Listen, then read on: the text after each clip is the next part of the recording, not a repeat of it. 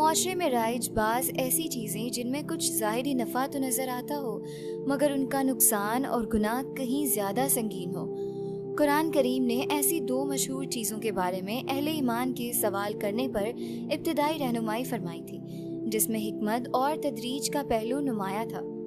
سوال: شراب اور جوئے کے متعلق قرآن کا ابتدائی حکم کیا تھا جس میں نفع و نقصان کا موازنہ تھا؟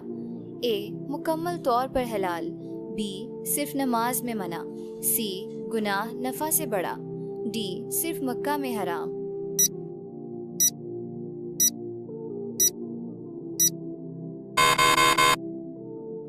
درست جواب سی گناہ نفع سے بڑا۔